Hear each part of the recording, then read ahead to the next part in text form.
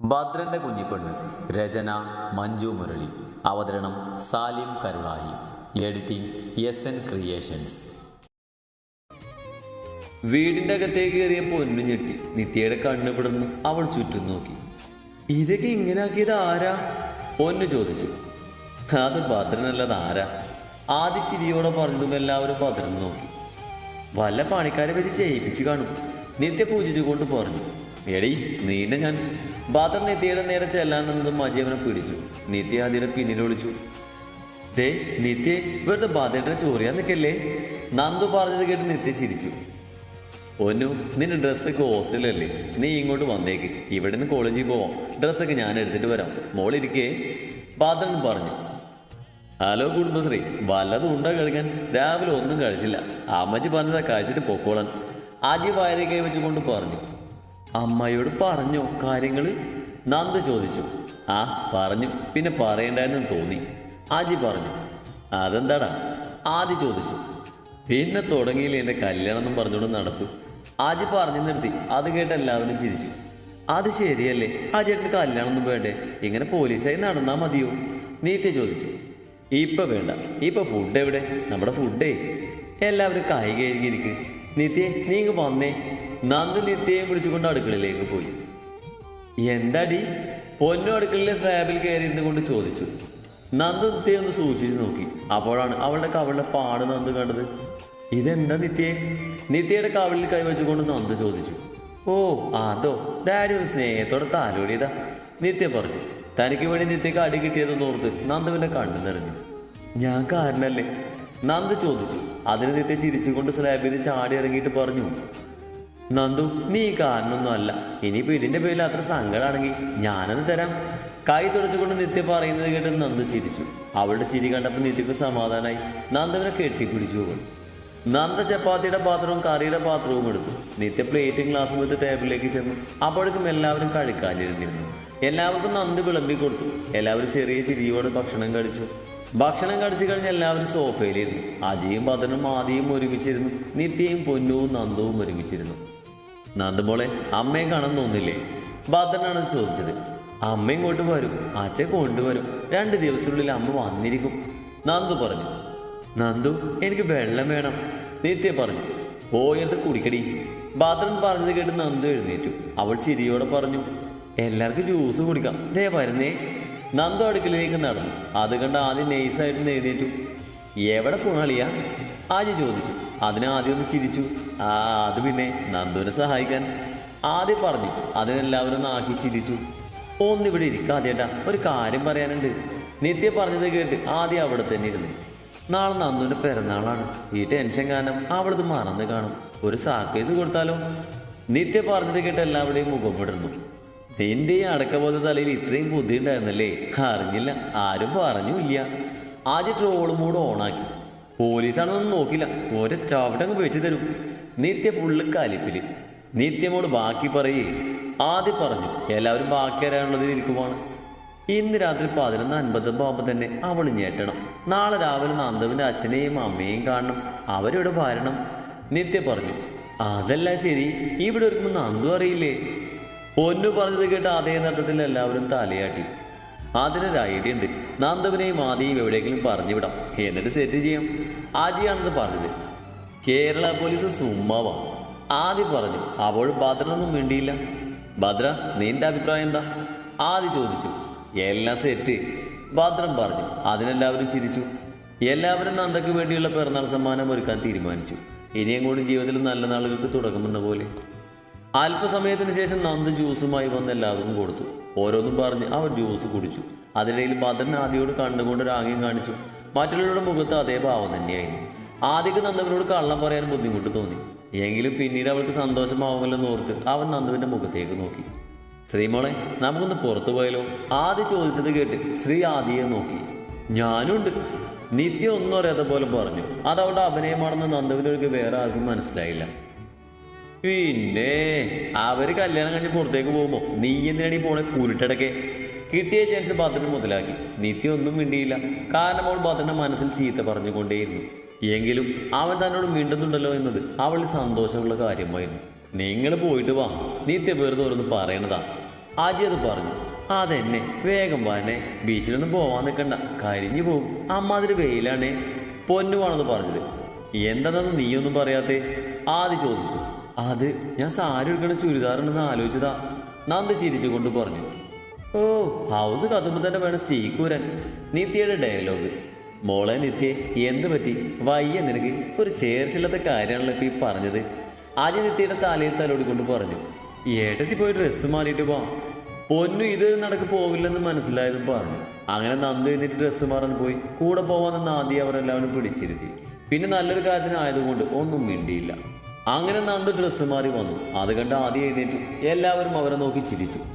ഞങ്ങൾ പോയി വരാവേ, ആദ്യം പറഞ്ഞു. വേഗം വാ. ഭദ്രൻ പറഞ്ഞത് കേട്ട് ആദ്യം നന്ദുവും ചിരിച്ചുകൊണ്ട് പുറത്തേക്ക് ഇറങ്ങി. അവർ ബുള്ളറ്റ് കയറി ഗേറ്റ് വിട്ട് പോകുന്നത് നോക്കി ബാക്കിയുള്ളവർ ഉമ്മർത്ത് നിന്നു. ഭദ്രനും അജയും നിത്യയും ഉമ്മർത്ത് നിലത്തിരുന്നു. പൊന്നു ചേറിലും. എല്ലാവരും മുഖത്തോടും മുഖം നോക്കി. ആരും ഒന്നും പറയുന്നതിന് കണ്ടും നിത്യ തന്നെ തുടക്കമിട്ടു. നമ്മൾ 2 ഗ്യാങ് ആവണം. ഒരു ഗ്യാങ് നന്ദുവിൻ്റെ വീട്ടിലേക്ക് പോകണം. ഡെക്കറേഷൻ ഉള്ളതെല്ലാം മേടിക്കണം. ഒരു ഗ്യാങ് കേക്ക് മേടിക്കണം. ഗിഫ്റ്റ് എന്താ കൊടുക്കാനുള്ളതെന്ന് വെച്ചാൽ അതിൻ്റെ ലിസ്റ്റ് ഇടണം. നിത്യ പറഞ്ഞു നിർത്തി. ഞാനും ആമിയും ഒരു ടീമാവാം. ഇവിടെ ഒരു ബുള്ളറ്റല്ലേ ഉള്ളൂ, ആമിക്ക് പറ്റില്ലല്ലോ. ആമിയോ? അതാരാ? നിത്യ ചോദിച്ചു. അത് പഞ്ചമി. ആമി എന്നാ വിചാരിച്ച്, പിന്നെയല്ലേ പൊന്നുവാണെന്ന് അറിഞ്ഞേ. ആദ്യം ചിരിച്ചുകൊണ്ട് പറഞ്ഞു. അപ്പോൾ ഭദ്രേട്ടന് ഞാനൊരു ടീം. ഞങ്ങൾ ഗിഫ്റ്റ് മേടിക്കാം, കേക്കും. ഏത് കളർ കോഡാണെന്ന് ഞങ്ങൾ വാട്സപ്പിൽ അയക്കാം. അത് സെറ്റ്. പൊന്നു പറഞ്ഞു. ഭദ്രൻ്റെ അഭിപ്രായമൊന്നും പറഞ്ഞില്ല.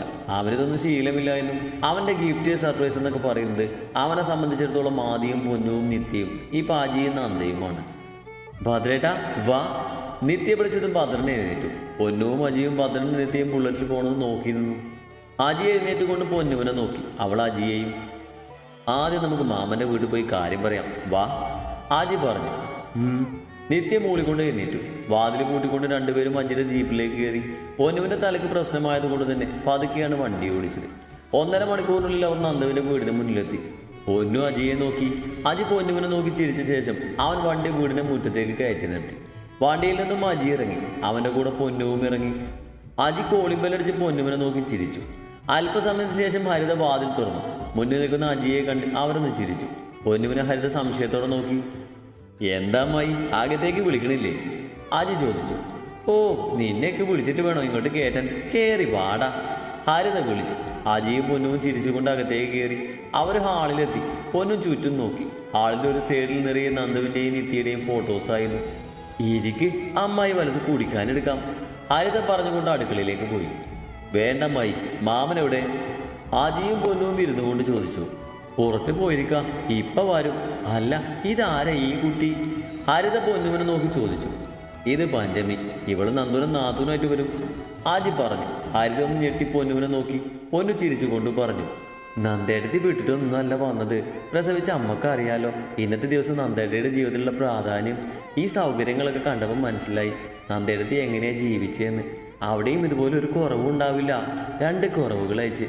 അത് എടുത്തിട്ട് അച്ഛനും അമ്മയാണ്. അമ്മയും അച്ഛനില്ലാതെ വളർന്ന് ഞങ്ങൾക്കറിയാം ഇല്ലാത്തതിൻ്റെ വിഷമം. അതുകൊണ്ട് ഒന്ന് വന്നൂടെ? ഇന്ന് നന്ദേടയുടെ പിറന്നാളല്ലേ? പൊന്നു പറഞ്ഞു. ഹരിതയുടെ കണ്ണു നിറഞ്ഞു. ഇതെല്ലാം കേട്ട് വാതിലിൻ്റെ അവിടെ നിരഞ്ജനും രാജനും നിൽക്കുന്നുണ്ടായിരുന്നു. പൊന്നുവിനെ കണ്ട് നിരഞ്ജൻ ഞെട്ടിയില്ലെങ്കിലും പൊന്നു ഞെട്ടി. അവൾ അജിയുടെ മുഖത്തേക്ക് നോക്കി.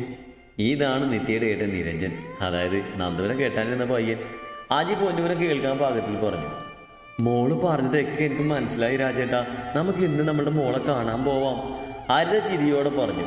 അത് കേട്ട് രാജനും പൊന്നുവും അജിയും ചിരിച്ചു. നിരഞ്ജ, അവളോട് ദേഷ്യമൊന്നും വെക്കരുത്. നന്ദു തന്നെ എന്നൊരു ആങ്ങളായിട്ടേ കണ്ടിട്ടുള്ളൂ.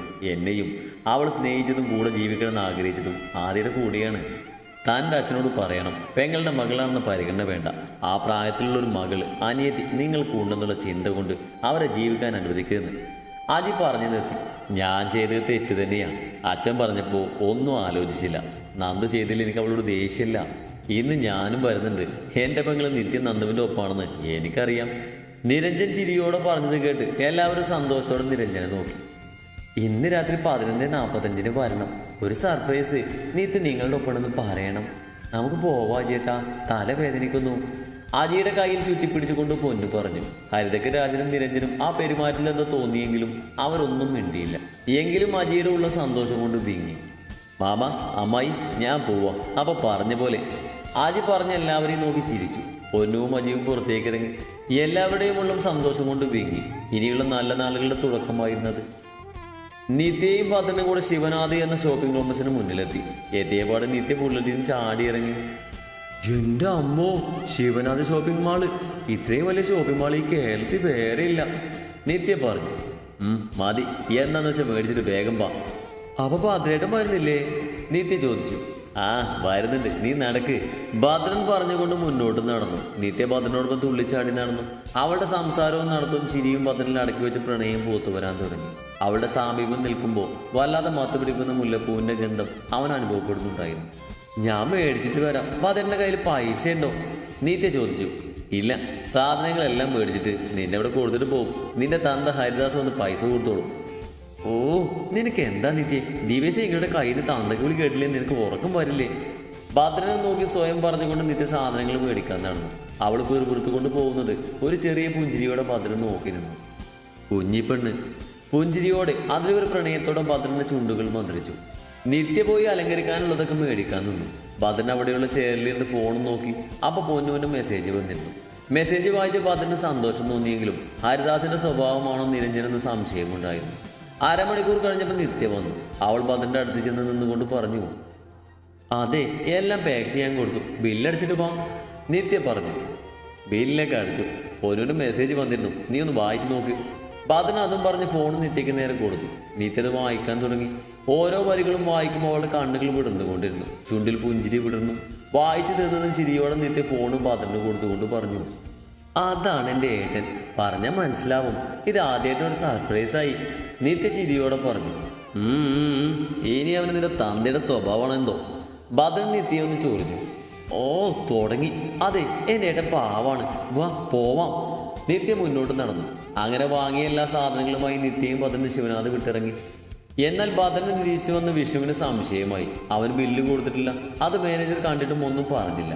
വിഷ്ണുവിന് സംശയങ്ങളേറി. അവൻ എന്തൊക്കെയോ മനസ്സിൽ തീരുമാനിച്ചുകൊണ്ട് അവിടുന്ന് ഇറങ്ങി.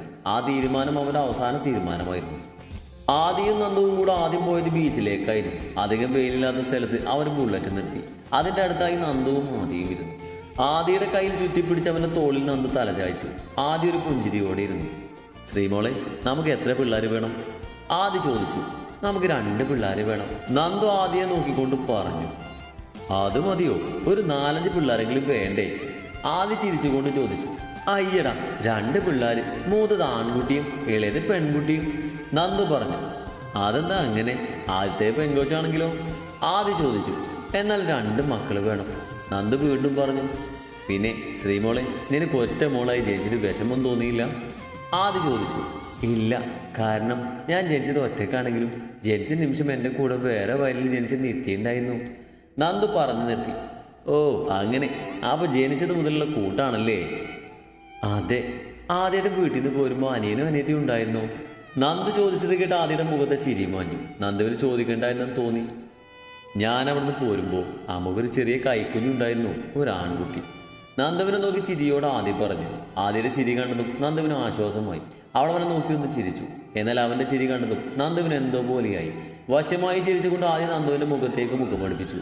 കടൽക്കാറ്റ് വീശിയടിച്ചു. നിശ്വാസമകലത്തിൽ അവൻ്റെ ചുണ്ടുകളിൽ നിന്ന് പതിയെ അതിനിടയിലേക്ക് ചേർന്നു. നന്ദു കണ്ണുകൾ മുറുകിയടിച്ചു. ആദ്യം അവളുടെ ഇടുപ്പിലൂടെ പിടിച്ച് അവനോട് ചേർത്തിരുത്തി. അവളുടെ ചുണ്ടിനെ നുണഞ്ഞുകൊണ്ട് ആദ്യയുടെ നാവ് നന്ദുവിൻ്റെ നാവുമായി കൂട്ടിപ്പിണിഞ്ഞു.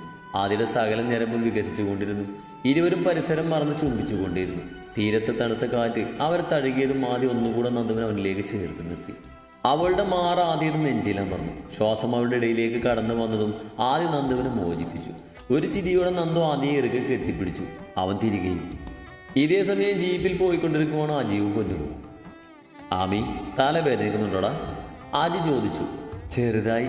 ആജി കുറച്ചു ദൂരം കൂടെ പോയൊരു വീടിന് മുന്നിൽ വണ്ടി നിർത്തി. പൊന്നു ചുറ്റും നോക്കി. ഒരു 2 നില വീട്, ചുറ്റുപാടുമെല്ലാം നല്ല വൃത്തിയുള്ളത്.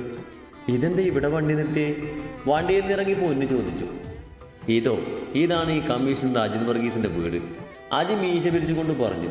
പൊന്നു അത്ഭുതത്തോടെ നോക്കി. ഇതെന്തിനാ ഇവിടെ നിർത്തിയേ? വിടന്ന കണ്ണോടെ പൊന്നു ചോദിച്ചു. വാ. ആജി പൊന്നുവിൻ്റെ കയ്യിൽ പിടിച്ചുകൊണ്ട് വീടിൻ്റെ അടുത്തേക്ക് ചെന്നു. കോളിംഗ് ബെൽ അടിച്ചുകൊണ്ട് അവിടെ നിന്നു. അല്പസമയത്തിന് ശേഷം ഒരു കോട്ടൺ സാരി എടുത്ത് സ്ത്രീ വന്നു. വാതിൽ തുറന്ന് മുന്നിൽ നിൽക്കുന്ന അജിയെയും പൊന്നുവിനെയും കണ്ടപ്പോൾ ആദ്യമൊന്ന് സംശയിച്ചെങ്കിലും ശേഷം അവരുടെ കണ്ണുകളൊന്ന് വിടുന്നു. മോനെ ആജി, നീ അമ്മയുടെ ആഗ്രഹം ഇത്ര പെട്ടെന്ന് സാധിക്കുമെന്ന് വിചാരിച്ചില്ല. എന്നാ സുന്ദരിയുടെ ഈ കൊച്ച്. പൊന്നുവിന്റെ കവളിൽ പിടിച്ച് അജിയുടെ അമ്മ പറഞ്ഞു. പൊന്നൊന്നും മനസ്സിലാവാതെ അജിയെ നോക്കി. അജി തലയെ കൈവച്ചു. എൻ്റെ പൊന്നമ്മച്ചി, ഇത് പഞ്ചമി എന്ന പൊന്നു. ഞാൻ ആമിന്ന് വിളിക്കും. നന്ദുവിൻ്റെ നാത്തൂനാണ്. പൊന്നുവിനെ പിടിച്ചുകൊണ്ട് അജി പറഞ്ഞു. നന്ദുവിൻ്റെ നാത്തൂനാണോ? എത്ര വർഷമായി നിങ്ങൾ തമ്മിൽ പ്രേമം തുടങ്ങിയിട്ട്? അയ്യോ, മോളുടെ തലയിൽ എന്ത് പറ്റി? എന്നായാലും എത്രയും വേണം കല്യാണം നടത്തണം. അമ്മ ഓരോന്ന് പറഞ്ഞുകൊണ്ടേയിരുന്നു. പൊന്നു ഞെട്ടിക്കൊണ്ട് അജിയെ നോക്കി. എൻ്റെ അമ്മച്ചി, ഈ കോച്ചിൻ്റെ കാമുകിയൊന്നുമല്ല. ആമി ഒരു ലോറി ഇടിച്ചു. ഇന്ന് നന്ദുവിൻ്റെ പിറന്നാളിന് കേക്ക് മേടിക്കാൻ വന്നതാ. അപ്പം തല വേദനിക്കുന്നത് പറഞ്ഞപ്പോൾ കൊണ്ടുവന്നതാ. അജി പറഞ്ഞു നിർത്തി. അതിന് അജിയുടെ അമ്മ ഒന്ന് ചിരിച്ചു. പൊന്നു അജിയെയും അമ്മയും ഒന്ന് നോക്കി ചിരിച്ചു. മോള് കയറി വാ, നീയും വാടാ. അജിയുടെ അമ്മ അവരെ വീട്ടിലേക്ക് ക്ഷണിച്ചു.